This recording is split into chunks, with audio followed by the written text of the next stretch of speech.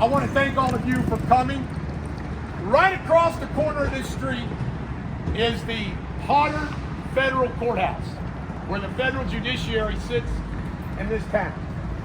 There is a judge over there by the name of Judge Michael Barrett. He was appointed to his judgeship, and you know who the two sponsored him was? George Bush nominated him.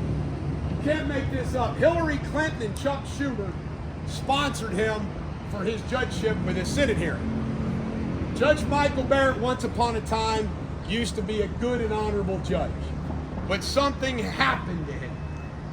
I believe that Judge Michael Barrett is involved in some very nefarious things. How do I know that? I was once very close friends with Joe Deters. Joe Deters was very close friends with Judge Michael Barrett. And Joe Deters shared lots of information, which I will continue to share. Judge Michael Barrett had the fraud claim against Medical Protective. It was filed in 2020. Judge Michael Barrett gave 3 years of discovery. 1 year of discovery, then he gave another year of discovery, and another year of discovery. 3 freaking years. Set on decisions. Just set on it, set on it, set on it. While 104 Durrani victims have died, he sat on his ass, going on his vacations. By the way, his brother is John Barrett of Western Southern, who I'm going to be talking about a lot in the future. Judge Michael Barrett is also married to Carol Williams, the former Channel 9. Joe Deters and they both decided to marry anchors. He's married to Tanya O'Rourke. But I want everybody to know that yesterday and the day before, he finally issued rulings dismissing the fraud case against Medical Protective, which we're going to appeal, and we will win, and we will reverse him. But we found out about a year or so ago that he was obviously against us. So I actually have sued Judge Michael Barrett for a lot of bad things. I've issued subpoenas against attorneys yesterday, and we're going to get to the truth. Furthermore, the FBI is investigating Judge Michael Barrett. And I just want everybody to know that the world will soon learn how absolutely corrupt justice is in this system. By the way, who represented Medical Protective? Dinsmore, where we just came from.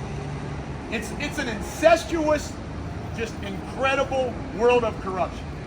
So I want to thank you all for coming out, to bringing to light some of these things. The Durrani victims, thank you. The Dr. Howard Saul victims, thank you. We will get justice, and I want to thank you for all your signs. By the way, this is very interesting that we got a security guy here, because as you can see, we're very peaceful. And a Cincinnati police officer, everywhere I go, they get worried that something's going to happen. I've never punched anybody. I've never shot anybody. I've always had peaceful protests, but this is what I deal with.